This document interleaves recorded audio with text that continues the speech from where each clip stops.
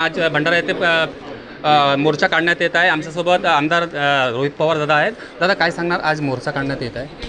आज शेतकऱ्याच्या वतीने चरणभाऊ वाघमारे असतील, त्याच्याचबरोबर इथं असणारे सर्व पदाधिकारी, कार्यकर्ते व सर्व शेतकरी प्रेमी मिळून इथं धडक मोर्चा काढला आहे।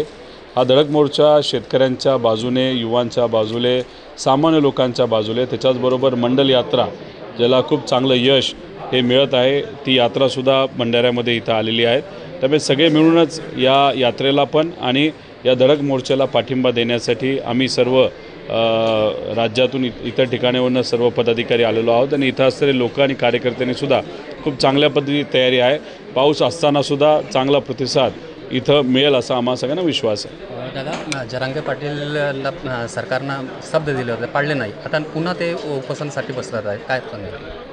ते वेगळा लढा त्यांच्या लेवलला त्या ठिकाणी लढत आहेत, आपापल्या लेवलला ते सरकारसमोर तिथं भूमिका मांडत आहेत।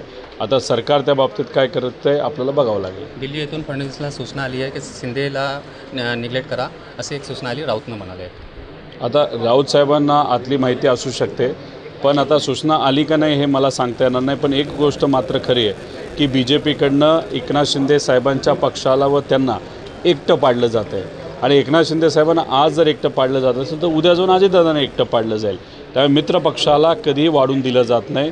जे नेते बाहेरून भाजपमध्ये येतात त्यांनासुद्धा हळूहळू संपवलं जातं। त्यामुळे आज लोकांबरोबर राहून संघर्ष असला तरी लोकांबरोबर लावून या भाजपच्या विरोधात लढलेलं जास्त योग्य ठरू शकतं। पण आज जर आपण बघितलं जे कोणी भाजपबरोबर गेलेले त्यांना हळूहळू संपवलं गेलं।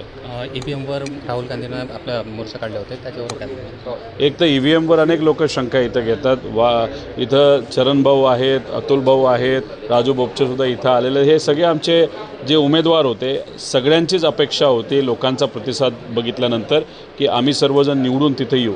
पण दुर्दैव असं की काहीतरी गडबड झाली।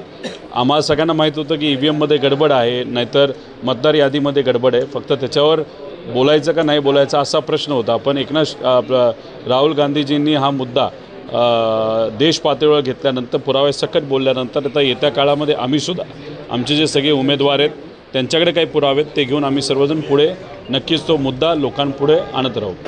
आपण प्रश्न उचलतात आणि ईडीचा भेव येते आणि काही कारवाईचे भेव येते, काय सांगा? मराठी माणसावर आम्ही थोडी कोणाला घाबरतो। आमच्या ईडीची कारवाई आहे। या भूमीमध्ये असणारा स्वाभिमानी मराठी माणूस हा संघर्ष करतो आणि आम्हीसुद्धा आज संघर्ष करत आहोत।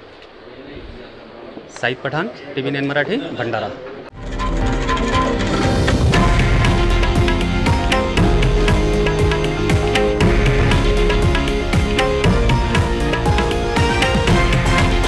हे आहे देशातील नंबर 1 न्यूज नेटवर्क आणि आपण पाहत आहात TV9 मराठी, एकमेव।